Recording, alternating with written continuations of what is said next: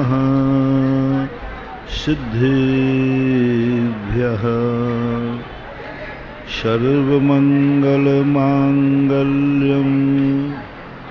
सर्वकल्याणकारकं प्रधानं सर्वधर्माणां जैनं जयतु शासनं जैनं जयतु शासनं जैनं जयतु शासनं। पंच परमेष्टि भगवान की, आचार्य श्री गुरुवर कुंद कुंद महाराज की, आचार्य श्री गुरुवर विद्यासागर महाराज की। ओम शांति।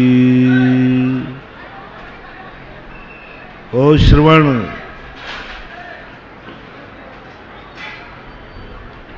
प्रवचन चालू हो चुका है।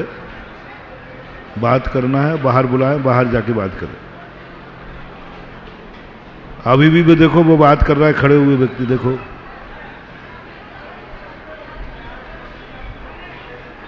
समझ में नहीं आ रहा आपको क्या? मंजिल कितनी भी पावन और पवित्र हो, यदि उस मंजिल में जाने वाले रास्ते गंदे हों तो मंजिल अधिक समय तक पवित्र नहीं रह पाती। बहुत बार ऐसा होता है कि मंजिल तो बहुत पवित्र ऊंची है,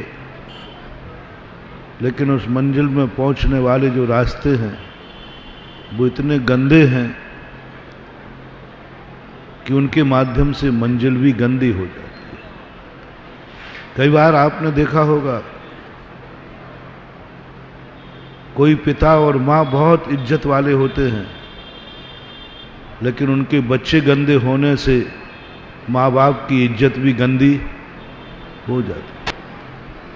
कई बार देश बहुत पावन और पवित्र होता है, लेकिन वहाँ जन्मने वाले इतने गंदे होते हैं कि वो पावन क्षेत्र भी अपावन हो जाता है। और जब क्षेत्र अपावन हो जाता है तो प्रलय ढकने लग जाते हैं।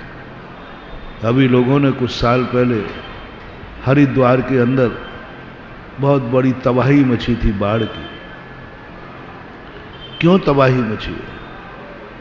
लोगों ने, सभी ने एक कहा कि वो क्षेत्र तो पावन था, लेकिन लोग वहाँ इतने गंदे पहुँचने लगे कि उस क्षेत्र का जो शक्ति थी वो विद्रूप हो गई। आज आप जैनियों के सारे तीर्थ क्षेत्र के अतिशय चमत्कार कम हो रहे, क्योंकि वहाँ गंदे लोग जन्मने लगे, गंदे लोगों का रावास हो गया और गंदे कार्य होने लगे। परिणाम ये निकला कि वे क्षेत्र भी गंदे हो गए। ये सारी देश बहुत पावन है। देखो, ये भारत देश एक समय वो देश था जहां तीर्थंकरों ने जन्म लिया। भारत देश वो पावन क्षेत्र था जहां तीर्थंकरों ने मुनि बनकर विहार किया। ये भारत देश वो पावन था जहां भगवान का समूषण अवतरित हुआ, जहां सौधर्म आदि देवता जहां पृथ्वी पर आते थे। आज क्षेत्र वही है, लेकिन लोग गंदे हो जाने से आज भगवान यहाँ नहीं है। और वैमानिक देव भी कहते हैं, ऐसे गंदे स्थान पर मैं नहीं आऊंगा। किन्होंने कर दिया ये पृथ्वी को गंदा? जन्म लेने वाले लोगों ने, आवास करने वाले लोगों ने। गंगा कभी मैली नहीं थी। पापियों के पाप धोने से कभी गंगा मैली नहीं होती। गंगा मैली होती है जब पापी लोग उसी गंगा में पाप करने लग जाते हैं। उसके किनारे रहने वालों ने गंदा किया है। नहाने वालों ने नहीं। गंगा में तो अनादिकाल से लोग नहाते आए, जब से गंगा चल रही है तब से लोग नहाते आए। नहाने से गंदा नहीं होता कभी नदी, गंदी होती है नदी उसके किनारे रहने वालों से। किनारे पर रहने वाले कभी गंगा में नहाते नहीं, कभी नहीं नहाते। मैंने बहुत बार पूछा कि भाई गंगा में रहने वाले किनारे, कानपुर के पास जब मैं गया पूछा, मैंने कि आप किनारे रहते हो, कानपुर में रहते हो, कितने बार गंगा नहाए? बोले महाराज मैंने जिंदगी में एक बार भी नहीं नहाया। मैंने क्यों? क्योंकि मुझे मालूम है कि मेरी खुद की फैक्ट्री की गंदी सब उसमें ही जाती है। उसको मालूम है कि गंगा पावन है कि गंदी है, क्योंकि उसने गंदी की है। वो नहीं समझ पाता, किनारे रहने वाले उसकी महिमा घटा देते। सम्मेद शिखर के अंदर इतनी दूर से हम लोग गए आचार्य महाराज के साथ में, बड़ी श्रद्धा भक्ति से गए। एक वहां रहने वाला मैनेजर था, वो बैठा था ऐसे भैयावृत्ति कर रहा। मैंने कि भाई तुम तो बड़े भाग्यवान हो, हम लोग तो जिंदगी में एक बार ही वंदना करने आए, पता नहीं दोबारा आएंगे। तुमने तो बड़ा पुण्य कमाया कि आपको मैनेजर तो बनना ही था, लेकिन आप सम्मेद शिखर के मैनेजर बने। आप कम से कम साल में, पहले तो मैंने सोचा कि अष्टमी चौदस को तो जाते ही होगे, अष्टान का पर्व में तो जाते ही होगे, 10 लाख क्षण पर्व में तो जाते ही होगे। वो सबको नकारता गया। मैंने कि पारसनाथ मोक्ष कल्याणक पे तो जाते ही होगे? उसने कहा नहीं गया। मैंने क्यों? बोले जब आया था एक बार में, 13 साल में आज तक नहीं गया। शिखर जी का मैनेजर 13 साल में शिखर जी की वंदना नहीं की। क्यों? उसको कुछ मजा नहीं आता, क्योंकि उसको उसकी कीमत पता नहीं है। अब ऐसे गंदे लोग यदि शिखर जी में बसेंगे तो शिखर जी का अतिशय कम हो। शिखर जी स्वयं ऊर्जावान है, लेकिन उसके किनारे रहने वाले लोग उसकी ऊर्जा को खत्म करते हैं। यदि वहां ऐसे लोग रहने लग जाएं, जैन होकर 13 साल में वंदना नहीं की, उस क्षेत्र का अतिशय घटेगा, क्योंकि जैन होकर नहीं कर रहा है। जैन होकर नहीं कर रहा है, उस क्षेत्र का अतिशय घटेगा, उसकी शक्तियां घटेंगी, विद्रूपता बढ़ेगी।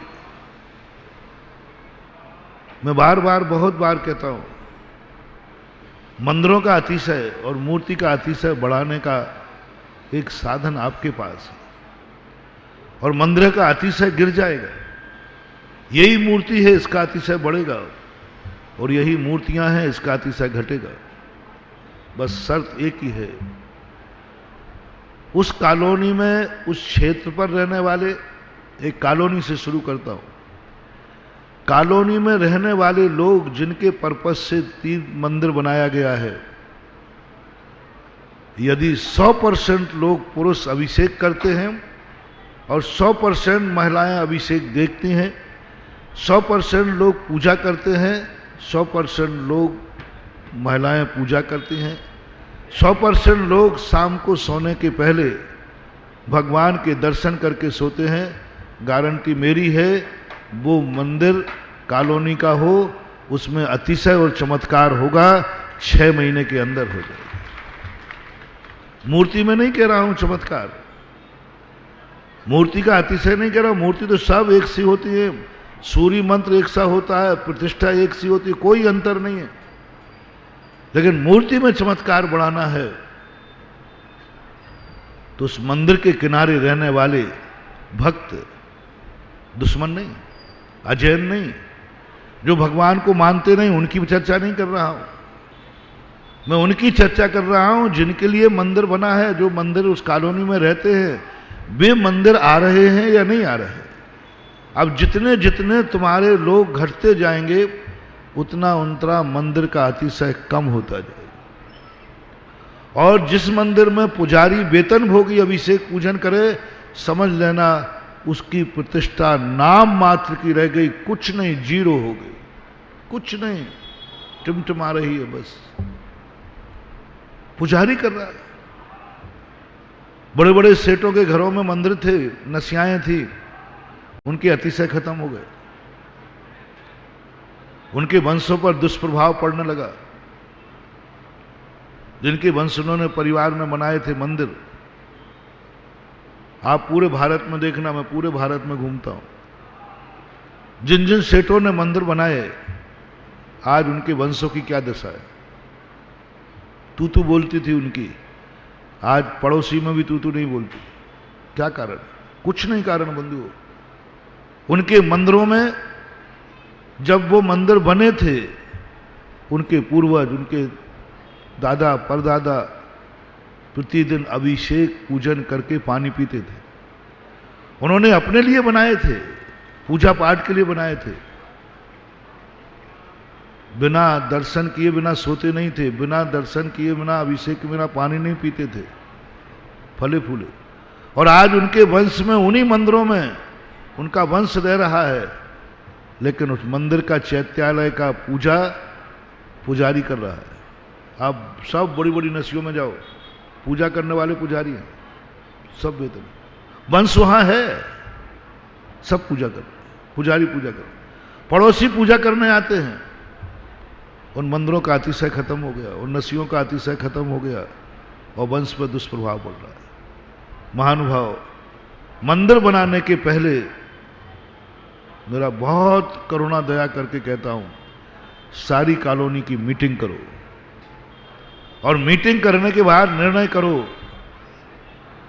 कि एक भी घर ऐसा नहीं बचेगा जैनी जो इस मंदिर के सुबह और शाम भगवान का दर्शन न करे। सब नियम लो, देखो फिर मंदिर बनाओ। मैं कुछ नहीं करता हूं बंधु, कुछ नहीं करता हूं। मेरे को ज्यादा तपस्वी मत मानना, वो तो जय कुमार क्या है, ये तो हमें उपाधियां देता रहता है, कहता रहता है भैया मैं संसार का सबसे छोटा साधु हूं, संसार में सबसे कम ज्ञानी हूं, संसार के सब साधुओं में मेरी तपस्या कम है, मेरे पास कुछ भी नहीं है। हां, काम चल रहा है। तुम लोग कहते हो महाराज जिसमें सूर्य मन देते हैं, जिस मंदिर को देख लेते हैं वो मंदिर अतिशयकारी हो जाता है, और होता है, मुझे इस बात का गर्व है। और भीलवाड़ा में मुझे कहने की जरूरत नहीं है, भीलवाड़ा वाले तो सैंपल। एक मंदिर शास्त्री नगर छूट रहा था तो प्रवीण कहता, मैंने कि भैया बढ़िया चल रहा है। बोले महाराज जी अब आप गड़बड़ मत करो। मैंने क्या बात है? बोले जो जो मंदिर आपने प्रतिष्ठाएं कराई वे मंदिर मेरे से बाद के हैं और आगे निकल गए और हम ज्यों के त्यों हैं। हमारे मंदिर में अतिशय क्यों नहीं हो रहा है? इसलिए एक मूर्ति तो आपकी प्रतिष्ठा करवा के बैठा लूंगा जिससे मेरा मंदिर भी है, housing board, Subhash Nagar, R K colony, आमली की बाड़ी, आजाद नगर, इन जैसा मेरा भी मंदिर आगे बढ़े। यानी सबकी ये धारणा, और हो रहा है। सब मंदिर देख लीजिए, क्या कारण है? मैंने कोई जादू किया? नहीं। मैंने कोई मंत्र किया? नहीं। मैंने कोई छू करके एनर्जी दी? नहीं। मात्र मेरी एक ही कला है, एक ही कार्य है कि मंदिर की प्रतिष्ठा करता हूं, सबसे ज्यादा से ज्यादा वहां के लोगों को अभिषेक और पुजारी बनाता हूं, बस वो अतिशय है। आपकी संख्या बढ़ा देता हूं, नाम मेरा हो जाता है। ये तो फोकट की दलाली इतनी तो मिलनी चाहिए, कुछ नहीं करता। और मेरा दावा है, दावा कर रहा हूं, कंपनी का माल है, क्लेम कर लेना मेरे ऊपर। जो मंदिर जिस कॉलोनी का है, आप जितने परसेंटेज आप मंदिर अभिषेक पूजन में आएंगे, मंदिर का अतिशय उतना परसेंट, 10% तो 10, 20 तो 20, 30 तो 30, 50 तो 50, 100 तो 100% चाहिए। 100% कर लीजिए प्रयास। और मैं सबसे पहले एक ही उस मंदिर को मैं कभी आशीर्वाद नहीं देता जिस मंदिर का वेतन भोगी अभिषेक करता हो, और जिनकी कमेटियां, पदाधिकारी, अध्यक्ष, मंत्री ही अभिषेक पूजन नहीं करते हो, ऐसे मंदिरों को भी मैं अभिषेक आशीर्वाद नहीं देता, क्योंकि मैं अपनी दुकान को बदनाम नहीं करने दूंगा। पहला काम यह है, पुजारी बढ़ाओ, जितने बढ़ाओ, हम कुछ नहीं कह रहे, 100% करो, मूर्ति का चमत्कार देखो। भगवान में मैंने एक दिन कहा था, किसी भगवान में कम अतिशय नहीं होता और ज्यादा नहीं होता। सभी तीर्थंकर 46 गुण, एक भी भगवान ऐसा नहीं कि जो कम बेसी हो। फिर भी मूर्तियों में साक्षात जिनेंद्रियों के अतिशय तो बराबर होते हैं, लेकिन भक्तों के द्वारा जो भगवान बैठा ले जाते मूर्ति रूप में, ये सारी मूर्तियां एक समान नहीं होती, एक समान नहीं होती। आप मेरी बात, सारे भारत के लिए मेरा संदेशा है, 6 महीने मेरी बात मान लो, 6 महीने मान लो। जो मंदिर जहां है वहां के 100% लोग सुबह उठकर अभिषेक करेंगे, पुरुष, शाम को पुरुष महिलाएं दर्शन करके ही दुकान से आते ही अपने मंदिर में दर्शन करेंगे 9 बार नमोकार में। सोने के पहले एक बार भगवान को धोख दे देना। ये तुम कार्य मार्च 6 में, बहुत सस्ता माल है मेरे पास, लेकिन कंपनी का है। लोग कहते हैं कंपनी का काम माल महंगा होता है, और मेरे यहाँ कंपनी का माल सस्ता होता है। आप बहुत प्रयास करते हैं मेरी मूर्ति में अतिशय हो, चमत्कार हो, नहीं होगा। और आप ये फार्मूला अपना लीजिए, 6 महीने बाद तुम ही आके कहने लग जाओगे, और पड़ोस में रहने वाली कॉलोनी के लोग तुम्हारे मंदिर में आने लग जाएंगे। बोले क्यों आ रहे हो? बोले इस मूर्ति के सामने मैं एक बार श्रीफल चढ़ा के गया था, मेरी मनोकामना पूरी हो गई, मेरा ये संकट आया था वो दूर हो गई। तुम्हारे कारण से पड़ोसी आने लग जाए। तुम्हारी कॉलोनी में यदि दूसरी कॉलोनी का व्यक्ति दर्शन करने आने लग जाए, समझ लेना तुम्हारे मंदिर की मूर्ति में अतिशय हो गए, क्योंकि पड़ोसी आने लगे। और उस पड़ोसी के यहां भी मंदिर है, वो उस मंदिर नहीं जाता। फॉर एग्जाम्पल तुम्हें दे रहा हूं, फॉर एग्जाम्पल भीलवाड़ा के ना जाने कितने कॉलोनियों में मंदिर हैं, लेकिन लोग आजकल सुभाष नगर जाने लगे हैं, सुबह जाने लगे। लोगों ने हमसे कहा कर, महाराज हम आजकल अभिषेक करने वहां जाते हैं, नहीं जाते तो 24 घंटे में एक बार दर्शन करने जाते हैं। मैंने कि भला आदमी, तुम्हारी कॉलोनी में तो मंदिर है। बोले महाराज मंदिर तो है, लेकिन वो मंदिर, वो नेमिनाथ भगवान, उस मूर्ति का अलौकिक चमत्कार है। कैसे हो गया ये? मैंने तो प्रतिष्ठा तुम्हारे मंदिर में, उसके मंदिर की प्रतिष्ठा भी मेरी है और वो भी मेरी है। मैंने क्या बात है? कुछ नहीं महानुभाव, भक्तों में बहुत बड़ी ताकत है।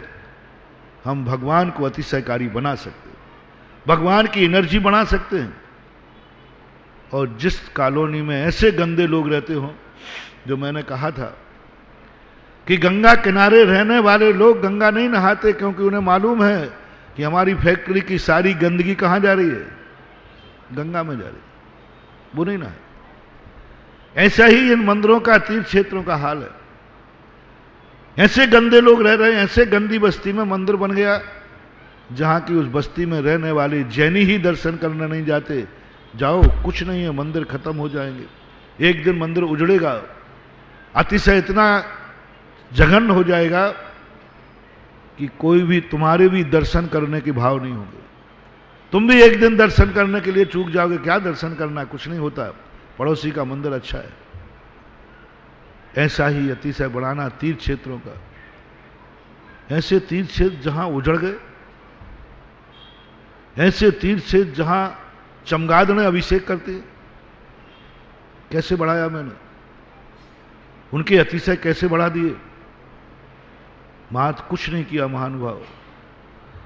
हमने उस तीर्थ क्षेत्र के 50 किलोमीटर के एरियो की समाज में विहार किया और वहां की पब्लिक को जगाया कि यदि तुम अपने तीर्थ क्षेत्र को आबाद करना चाहते हो, अतिशय चाहते हो, तो वेतन भोगी से अभिषेक नहीं, तुम स्वयं जाके अभिषेक करो। हफ्ते में एक दिन जाओ, 7-7 मंडल बनाए। आज वे तीर्थ क्षेत्र अंतरराष्ट्रीय बन गए हैं जहां लोग दर्शन करने भी नहीं जाते थे। फॉर एग्जाम्पल सांगानेर, जहां चमगादड़ें अभिषेक करती थी, चमगादड़ें यानी मलमूत्र से, मेरी आंखों से देखा हुआ है। मैंने जब भगवान का दर्शन करने पहली बार गया तो वहां एक फेरी है, फेरी में मूर्ति रखी थी और मूर्ति के सामने मैं नमोस्तु कर रहा था, मेरे सिर पर चमगादड़ ने कर दिया। मुझे बड़ा गुस्सा आया। मैंने कहा ये चमगादड़ की इतनी हिम्मत। मुझे विकल्प आया, चमगादड़ ने लघुशंका मेरे सिर पे कर दी। मुझे बड़ा विकल्प आया और मैंने बड़े गुस्से में चमगादड़ की तरफ देखा। गुस्सा मुझे आने ही वाला था, पता नहीं उस चमगादड़ का क्या होता। उसकी हिम्मत तो देखो। मुझे गुस्सा आने ही वाला था, बहुत तेजी से गुस्सा आने वाला था। पता नहीं उस गुस्से से चमगादड़ का क्या होता, क्योंकि साधु का क्रोध अच्छा नहीं होता। साधु का क्रोध अपशकुन होता है। यदि तुम्हारे निमित्त से कभी साधु को क्लेश हो जाए, मैं सदा कहता हूं, सारी दुनिया में कुछ करना या नहीं करना, तुम्हारे कारण तुम्हारे गार्जियन को क्लेश ना हो। तुम और कुछ करना या नहीं करना, तुम्हारे कारण माँ बाप को क्लेश ना हो। और तुम मुनि की भक्ति करना या नहीं करना, बस एक ध्यान रखना, तुम्हारे कारण से कभी किसी मुनि को क्रोध ना आ जाए। तुम्हारे कारण से कहीं साधु को क्लेश ना आ जाए, ये ध्यान रखना।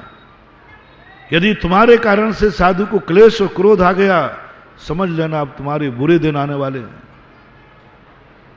अब तुम्हारा डाउनफॉल होने वाला है। अब तुम बहुत सावधान हो जाओ, क्योंकि तुम्हारे निमित्त से साधु को क्रोध आएगा।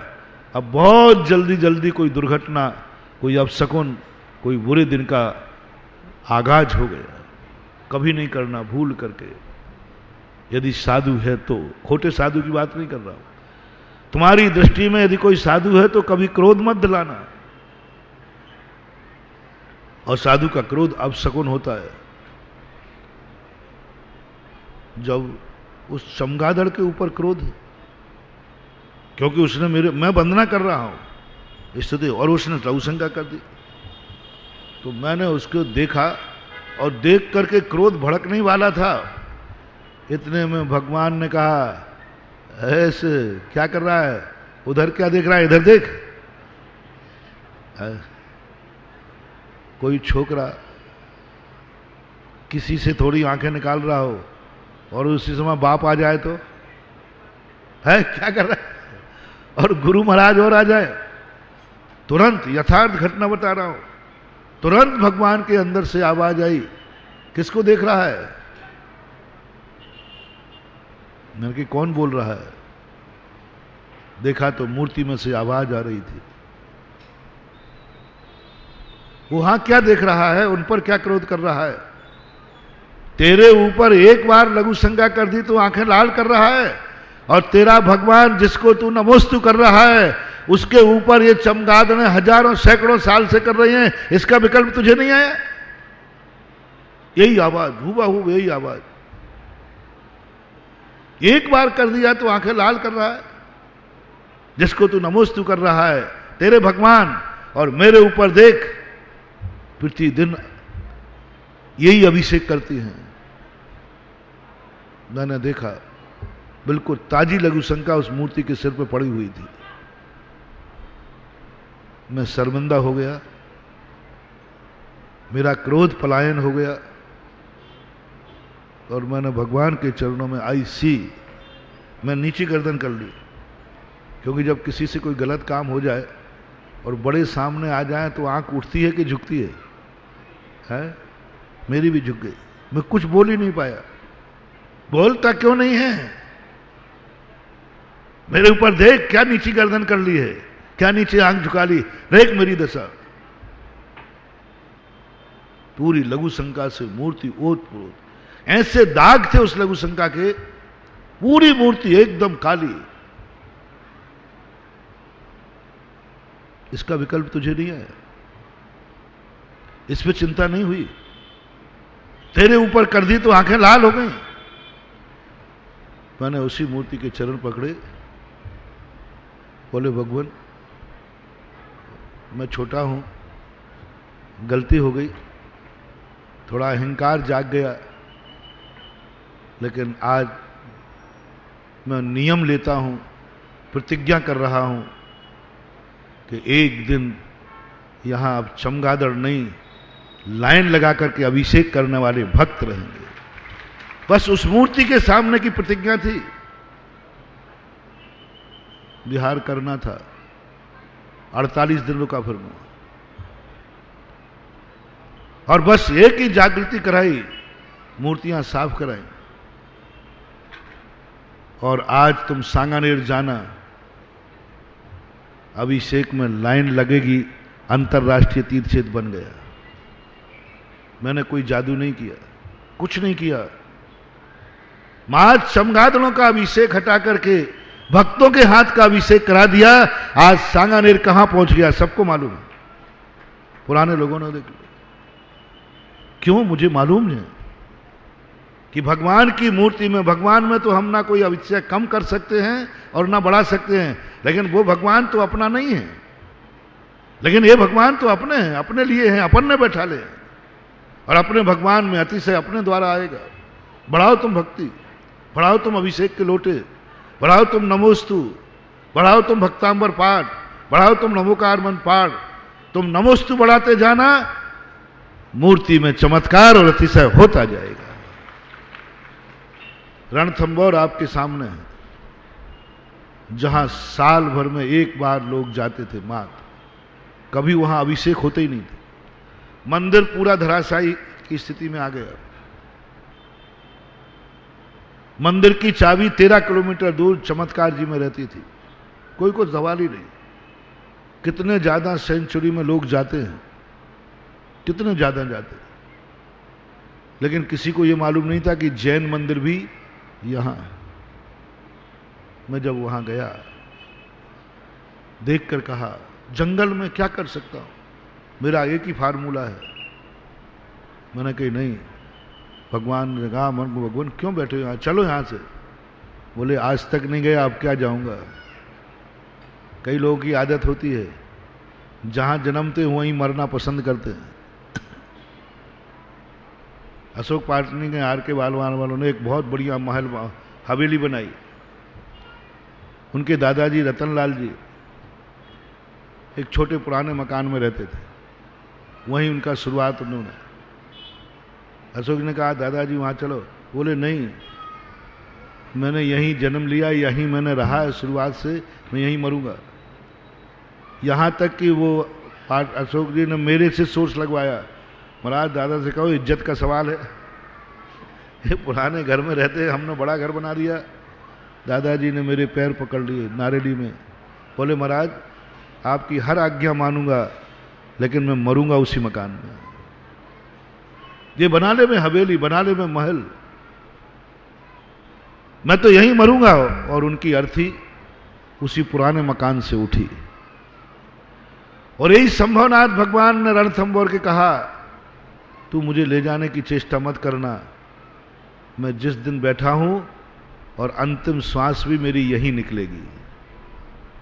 या तो चोर ले जाएगा या ये मंदिर गिरेगा, मैं इसी के नीचे खंड खंड होकर चूर हो जाऊं। रणथंभौर की बात, मैं उस मूर्ति के सामने बैठा, मैंने भगवान क्या करो, वैसे ही आपने चारों तरफ शेर चीते पाल रखे, सेंचुरी है, कौन आएगा यहां पर, और मैं आ गया हूं, अब तो मैं भी दोबारा का बार बार थोड़ी आ पाऊंगा। आप चलो, आप चलो यहां से, ये मंदिर गिर जाएगा। और मंदिर ऐसी हालत में कि मैं वहां मंडप में बैठा सामायिक के लिए, तो ये मान के बैठा कि शायद सामायिक पूरी हो पाएगी कि नहीं, नहीं तो मंदिर ही गिर जाएगा। मंदिर के धपड़े चूने के, कभी भी गिर सकता है। लोगों ने कहा महाराज यहां मत बैठो, और मैंने कहा मेरा बाप जब बैठा है तो मैं भी वहीं बैठूंगा। और मैंने जिद करी, लोगों ने खूब मना किया, महाराज जी वहां पड़े, चूने गिर रहे हैं। मैंने कहा मैं तो यहीं बैठा। फिर मैंने भगवान से कहा, भगवान चलो देखो, तुम्हारे कारण मैंने भी रिक्स ले ली, हमारी भी दुर्गति, तुम्हारी भी, यहीं मरेंगे अपन। उन्होंने कहा तू जा, मैं तो जब से बैठा हूं बस मैंने तो सोच लिया अंतिम दो नीति हैं, या तो कोई चोर उठा के ले जाएगा या ये मंदिर मेरे ऊपर गिरेगा और मैं खंड खंड हो जाऊं। बस दो के अलावा मेरी तीसरी कोई गति नहीं है, मैं नहीं जाऊंगा। बहुत मनाया, बहुत विनय की, भगवान चलो, बहुत बढ़िया मकान मंदिर बनाऊंगा, बहुत तीर्थ क्षेत्र बनाऊंगा, सारे जगत की पूजा करवाऊंगा, बहुत बड़ा तीर्थ क्षेत्र बनाऊंगा, आप चलो तो सही। पर उन्होंने स्पष्ट एक ही आवाज, नहीं नहीं नहीं। अब क्या कर, बस जब बड़े जिद करें तो अब वहीं ले जाओ रोटी पानी, जहां वो रहे।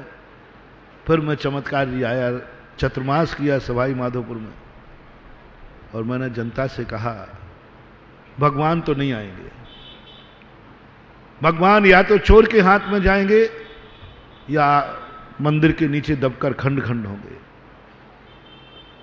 जनता को जगाया, 180 लोगों ने बीड़ा उठाया, युवाओं ने। मैंने कहा बस एक ही चीज, इस क्षेत्र को आबाद कर दो, अतिशयकारी बना दो, सारे भारत का तीर्थ क्षेत्र बना दो। उन्होंने कहा आप आदेश दीजिए। मैंने कहा बस प्रतिदिन अभिषेक भक्तों के द्वारा होना चाहिए। 7 दिन के 7 मंडल बनाए, आज 5-6 साल हो गए। शेरों के बीच में जाते हैं, सुबह से जाते हैं, प्रतिदिन अभिषेक करने जाते हैं। 10 साल हो गए, प्रतिदिन अभिषेक करने जाते सुबह। आज वो तीर्थ क्षेत्र पूरे अंतरराष्ट्रीय तीर्थ क्षेत्र बन गया। जैनी नहीं, अजैन भी लाइन लगा के दर्शन कर रहे हैं उसी मूर्ति का। हर व्यक्ति को पता चल गया। सरकार ने भी अब करोड़ों रुपया लगाकर उस क्षेत्र को बचा लिया। मैंने सरकार को भी चेतावनी दी, नमो नारायण मीणा थे, वहाँ के मिनिस्टर थे, मैंने मनमोहन जी को संदेश भिजवाया था। मैंने कहा इस क्षेत्र को आप बनाओ, नहीं तो मैं बनाऊंगा, और नहीं बनाने दिया तो रणथंभौर को मैं अयोध्या बना दूंगा। मैंने एक ही धमकी दी, या तो तुम इसको बचाओ या मुझे बचाने दो, नहीं तो मैं रणथंभौर को अयोध्या बना दूंगा। अब वो मुझे तो बनाने नहीं देते क्योंकि ये आरकुड़ा जी वाला था। सरकार ने पैसा लगाया, कुछ अपन ने लगाया, और आज वो मंदिर हजारों साल के लिए बच गया। सबसे बड़ी बात, शेर चीता उनके बीच में बच्चों को मिलते हैं। तुम लोगों से कह रहा हूं कि यहां बाजू के मंदिरों में दर्शन नहीं करते हो? प्रतिदिन 25-50 लड़के जाते, शेर चीते मिलते, हर 2-4 दिन में शेर चीता सामने आता है। और विशेषता तो यह है 1.5 किलोमीटर पैदल चलना पड़ता है, सीढ़ियां चढ़ो पूरी, बहुत सारी सीढ़ियां हैं वहां, सीढ़ियां चढ़ के 1.5 किलोमीटर जाके मंदिर पैदल चलना ही पड़ता है। शेर टकरा जाते हैं। कई लोग बच्चे घबरा गए थे। हम पहले ही से जानते कि शेर चीता मिलेंगे, तो हमने उनको एक मंत्र दे दिया था। मैंने कहा जब शेर आवे तुम कुछ नहीं पढ़ना, भक्तांबर का मुंह पड़ा कर लेना, भिन्नी कुंभ गल दुज्ज्वल सोणी ताकता मुक्ता फल प्रकर जाल, ऐसा कुछ आता है ना, भिन्नी कुंभ। ऐसा शेर भक्तांबर में एक शेर का आया। अभी कल एक व्यक्ति ने, देखो मेरे प्रवचन की बातें पता नहीं कब किसको काम आ जाए, पता नहीं, स्टोर में डाल दिया करो रे। हम कई बातें ऐसी कह देते, महाराज जी इनका क्या उपयोग है, भीलवाड़ा वालों को कब शेर मिलेगा तो सर्कस का मिलेगा, नहीं डाल लेना, पता नहीं जिंदगी में कब कैसा समय आ जाए। डाल लेते, कई लोग डाल लेते। जो बातें तुमसे कहता हूं आज भले तुम्हारे काम की ना हो, स्टोर में डाल लेना, कभी काम आई। कल ही एक सज्जन आए, महावीर ब्रह्मचारी लाया, बोले महाराज जी 18 फीट पर शेर सामने खड़ा है, 18 फीट पर अकेला व्यक्ति शेर सामने देख रहा है, गुर्रा रहा है, बिल्कुल वो ही छलांगे लगाने वाला है।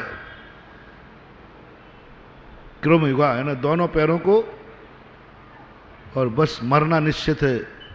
एकाएक आपका श्लोक याद आ गया कि आपने एक बार भक्तांबर पाठ पढ़ाते समय कहा था कि कैसा भी शेर आ जाए, बस ये वाला श्लोक पढ़ लेना, उसकी मजाल नहीं है कि जो आगे बढ़ जाए। बस उसने कहा मरना तो निश्चित है। अब आखिरी में, क्योंकि हमारे पास तो रेफर्ड केस ही आते हैं, जब कहीं कोई शरण नहीं है तो बाबा जी कहाँ हैं। उसने ऐसी ताकत लगा के, बोले गुरु ने कहा था शिविर में कि भक्तांबर के हर श्लोक में चमत्कार है। उसने ये श्लोक पढ़ लिया, शेर शांत होकर बाजू से निकल के चला गया, इसकी तरफ देखा भी। उन बच्चों को भी मैंने यही श्लोक, जब भी शेर आ जाए डरना नहीं, बस भक्तांबर का ये श्लोक याद रखना। सवाई माधोपुर के जाने वाले बच्चों को सबको एक श्लोक याद है, यही श्लोक, क्योंकि आते ही वही है। आज देखो वो कहां पहुंचे। प्रैक्टिकल है बंधु, और आप लोग तो देख रहे हो, राजस्थान के हर तीर्थ क्षेत्र को हरा भरा कर दिया, और हर मंदिर को, भीलवाड़ा के उन मंदिरों की हालत बताओ जो मंदिर मैंने प्रतिष्ठित किए हैं और आप लोगों ने मेरी बात मानी है। क्या किया मैंने, समझो बात को। मंदिरों के अतिशय, मंदिरों के पास रहने वाले लोगों से घटते हैं, बढ़ते हैं। तीर्थ क्षेत्रों के अतिशय, वहां के आसपास के लोग रहने वालों के कारण घटते हैं और बढ़ते हैं। कितनी पावन तीर्थ क्षेत्र हो, लेकिन चारों तरफ गंदे लोग रहेंगे, उसका अतिशय खत्म हो जाएगी। जो मैंने प्रवचन के प्रारंभ में कहा था, मंदिर को यदि पावन बनाना है तो रास्ते पर पहले झाड़ू लगाओ। वही ऋषभदेव ने किया। कल जो चर्चा थी, क्यों किया ऋषभदेव ने ऐसा? धर्म का प्रवर्तन करना था, पूजा की बातें बताना थी, आत्मा परमात्मा की बातें करना थी। आराम और परिग्रह की बातें करने लगे। प्रोटोकॉल को तकार पर रख दिया, तीर्थंकर पृथ्वी किनारे रख दिया। मुनियों को उपदेश देने के लिए प्रोफेसर नियुक्त किया कि तुम जाओ मुनियों को उपदेश दोगे, और वो तो ट्यूशन में एलकेजी पढ़ाने लगा प्रोफेसर। ड्यूटी किसकी थी? उसकी ड्यूटी थी कि तुम मुनियों को उपदेश दोगे। तुम बहुत बड़ी शक्ति हो, तुम केवल ज्ञानी हो, तुम्हारी क्लास में मुनि बैठेंगे। भक्तांबर में आया, हे भगवान आपकी महिमा कैसी है? मुनि महाराज लोग आपको ये कहते हैं, एक श्लोक है कोई, मुनि महाराज लोग ऐसा आपको कहते हैं।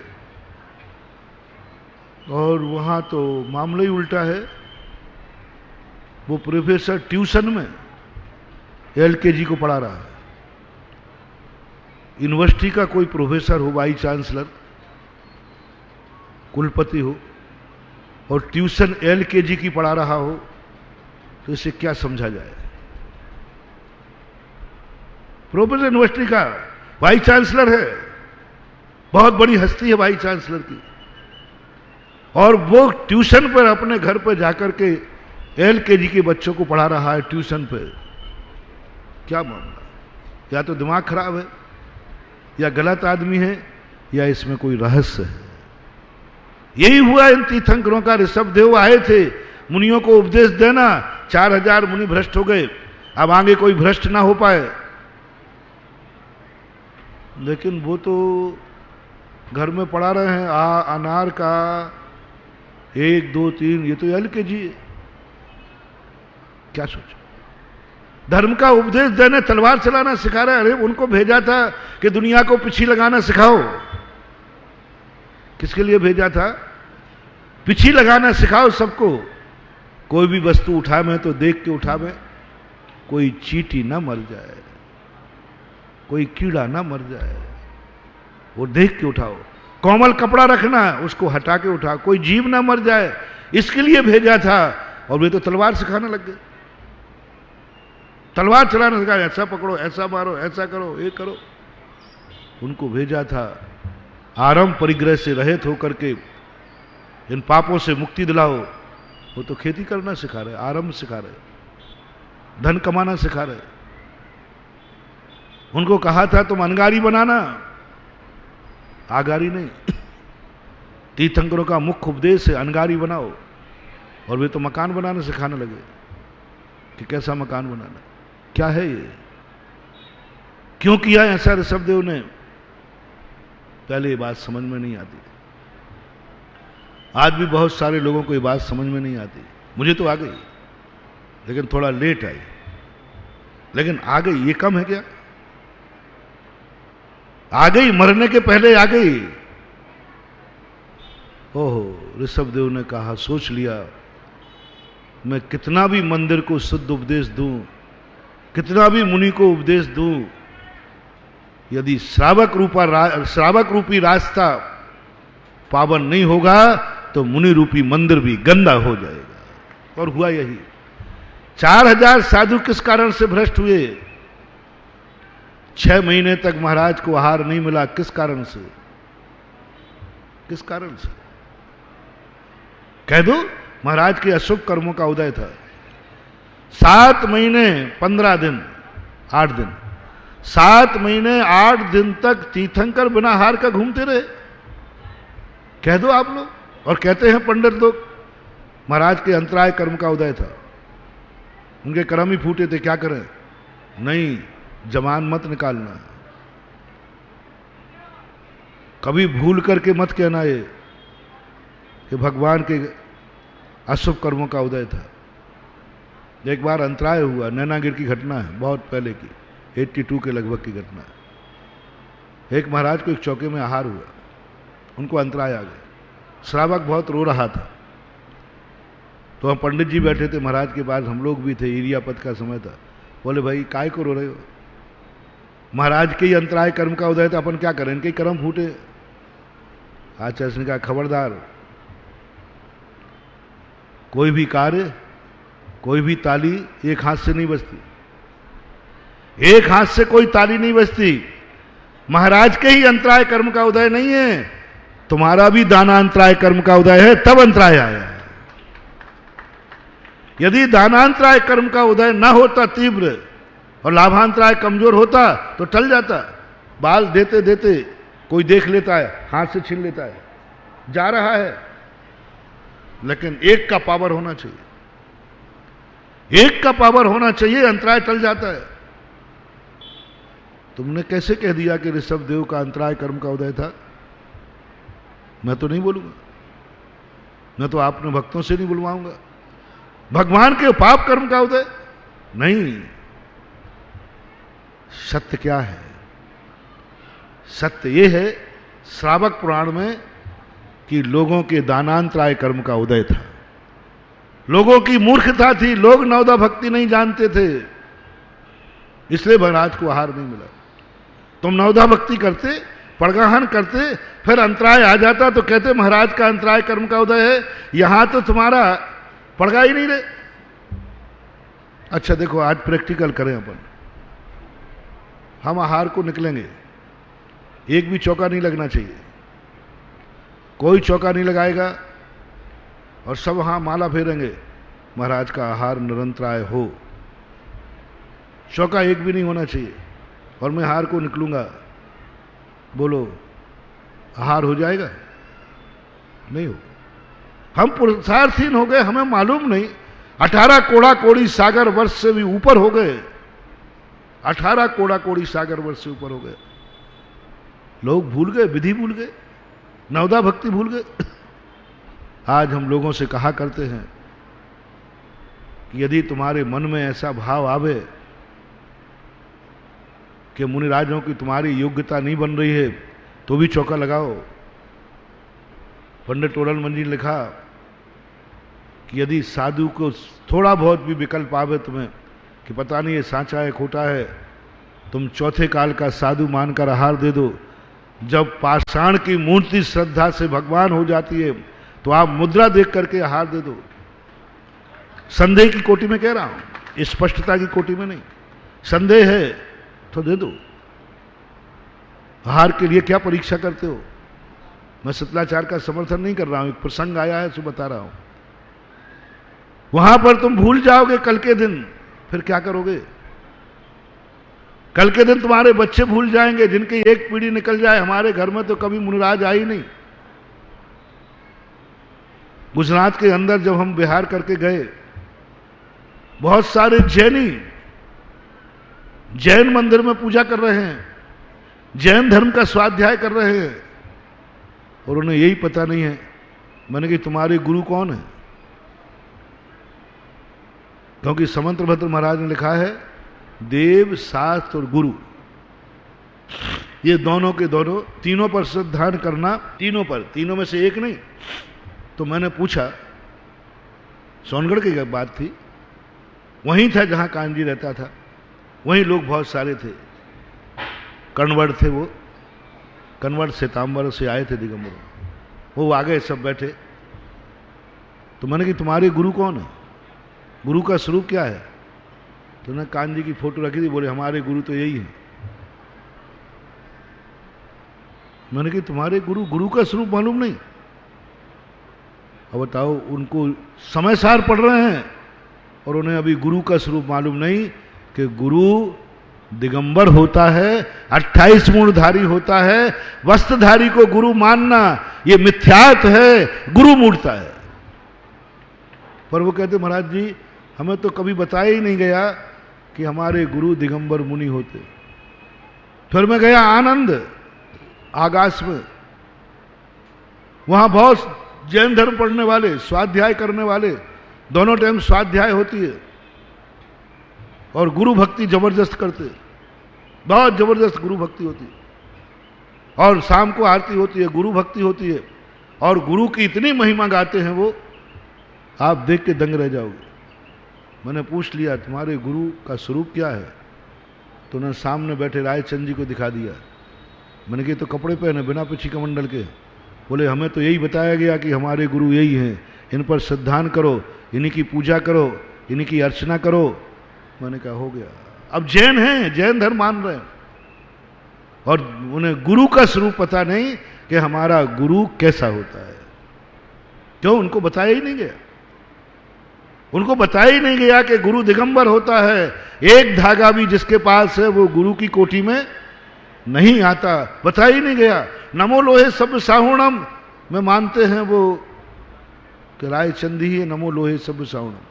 मैंने कहा आप नमोकार मंत्र की माला फेर तो नमो लोहे सब साहुणम किसको कहते हो? बोले ये तो बैठे हैं नमो लोहे सब साहुणम। वे कन्वर्ट आए थे, वो कहते कांजी तो गुरु है, नमो लोहे सब साहुणम, वो उनको मानते। अब बोलो ये दशा तुम्हारी होगी रे, कि तुम्हारे मन में, तुम्हारे आज कितने जैनियों के घर में मुनियों का प्रवेश नहीं है, कितने जैनी मुनियों के निकट से दूर भाग गए। उनके बच्चे निकल जाते हैं सामने से, उनको ये मालूम नहीं कि ये मेरी गुरु मुद्रा है, हमारी मुनि मुद्रा है, क्योंकि उनके बाप ने कभी पढ़ाया ही नहीं।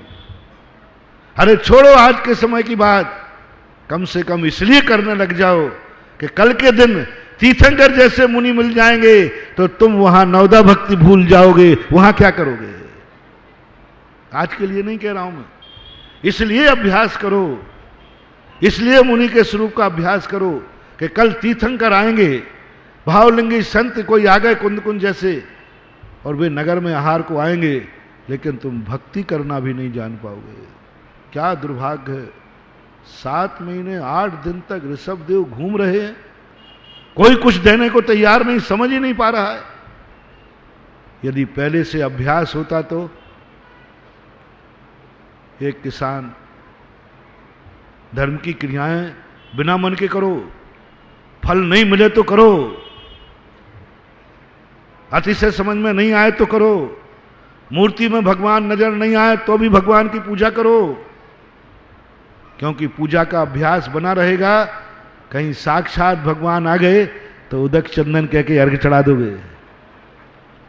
तुम्हें नहीं समझ में आ रहा कि पाषाण में भगवान है, नहीं आ रहा है तो भी अर्घ चढ़ाओ, तो भी पूजा करो, तो भी स्तुति करो।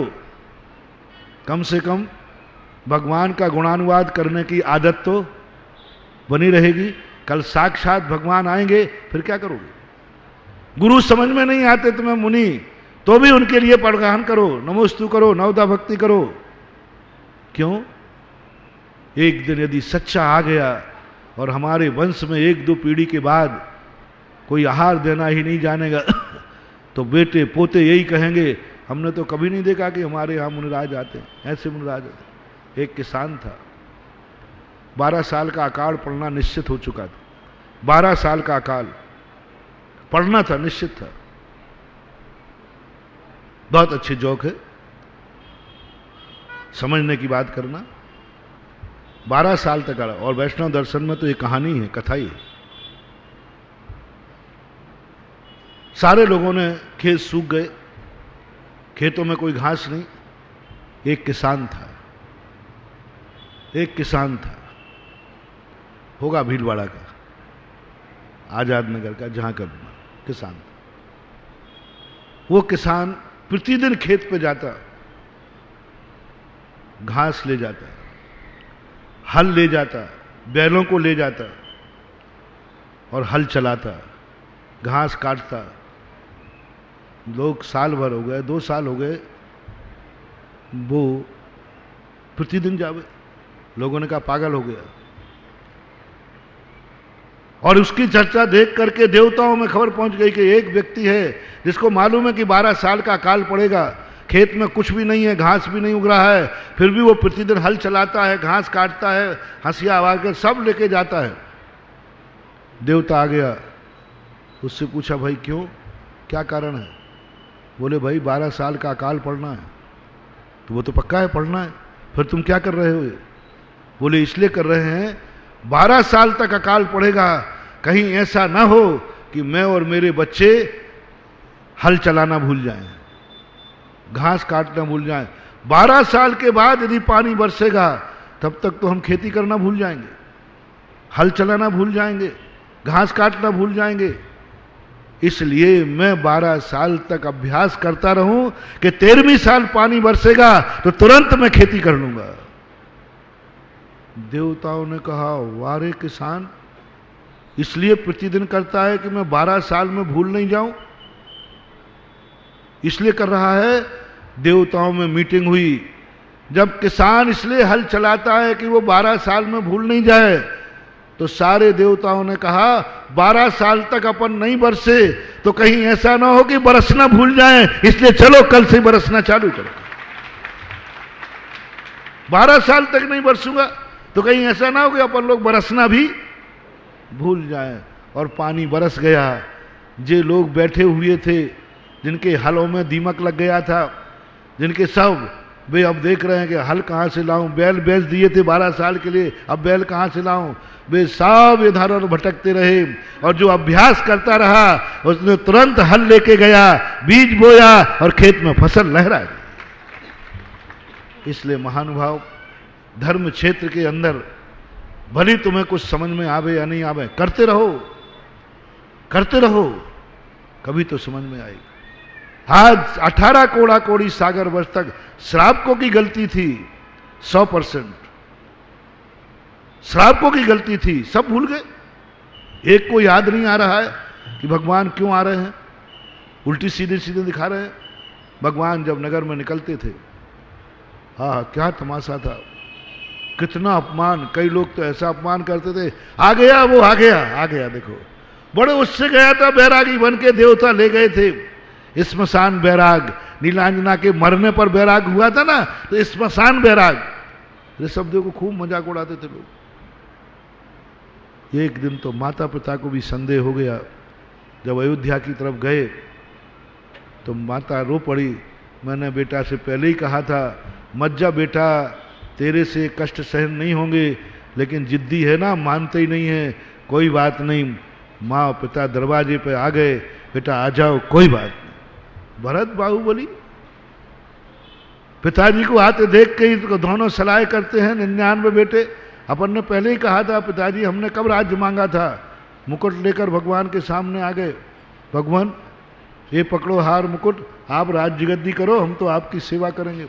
देखो भरत बाहुबली में अकल नहीं, चक्रवर्ती बन गया।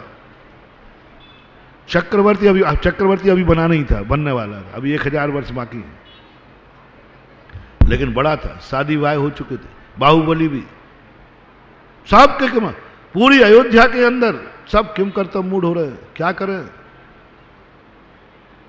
लोग कोई जाकर के वस्त्र देवे, कोई किसी को भोजन लड्डू देवे, कोई अपनी कन्याएं समर्पित करने लगे।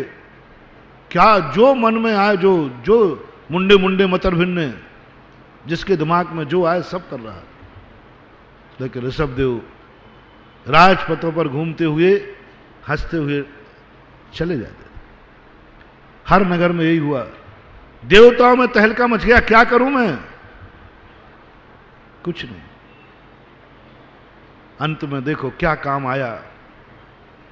राजा श्रेयांश को देखो भवांतरों का, अरे इस भव में मुनि के आहार देने का संस्कार कर लो रे, बड़ी तुझे मुनि समझ में आवे या नहीं आवे, कम से कम ये विधि बनी रहेगी तो जन्मांतरों में विधेय क्षेत्र में कोई महाराज को पड़गाने मिल जाएगा। अब देखो राजा श्रेयांश किस भव का संस्कार, यानी धर्म का संस्कार एक ही जीवन में खत्म नहीं होता, उसका संस्कार भवांतरों में भी जाता है, भवांतर भी वो संस्कार लेते हैं। 7 महीने 7 दिन हो चुके हैं, 8वां दिन लागू है। रात में राजा श्रेयांश को स्वप्न आता है और राजा श्रेयांश स्वप्न देखता है कि एक मेरू मेरे सामने आकर खड़ा हो गया। राजा सोम बड़े थे, राजा श्रेयांश छोटे थे, लेकिन छोटे को स्वप्न आया क्योंकि जन्मांतरों का संस्कार उन्हीं का था। भैया को सुबह उठ के बताया, भैया मैंने आज अलौकिक स्वप्न देखा, कहीं कोई संकट तो नहीं। बोले मेरू चल रहा है जो कभी नहीं चलता, 3 लोक में मेरू कभी चलायमान हुआ, इसको अचल मेरू बोलते हैं। अब वो चलायमान हो गया और वो चल के मेरे दरवाजे आया। सोमदेव भी बोले भैया समझ में नहीं आ रहा है इस स्वप्न का, आज तक ऐसा स्वप्न तो स्वप्न शास्त्रों में भी नहीं लिखा। सुबह उठ करके जैसे वो हल्ला होता है कि देवादि देव परम मुनिराज ऋषभदेव हस्तिनापुर की तरफ आ रहे हैं। अब हस्तिनापुर की तरफ ऋषभदेव को देखने के लिए जैसे बढ़ा, सामने भगवान को देख करके जाति स्मरण हो गया, अरे दिगंबर मुनिराज नगर में जब भी आते हैं आहार के नवदा भक्ति करना चाहिए। देखो पूर्व भाव में ऋषभदेव और राजा श्रेयांश, पूर्व भाव में राजा ऋषभदेव जो थे वो पुरुष थे और राजा श्रेयांश उनकी पत्नी था। राजा श्रेयांश पत्नी थे ऋषभदेव की पूर्व भाव में। नाम है महापुराण में उनका नाम है श्री सैन, ऐसा कुछ नाम लिखा है, और पत्नी थी इनकी ये राजा श्रेयांश। तो ऋषभदेव के साथ दोनों दंपति ने पूर्व भाव में एक मुनिराज को आहार दिया था। बस वो आहार उनको स्मृति में आ गया जाति स्मरण में, और मुनिराज को तो ऐसे तुरंत बोला, हे ब्राह्मण नमोस्तु नमोस्तु नमोस्तु अत्र, ऐसा बोलते ही भगवान खड़े हो गए।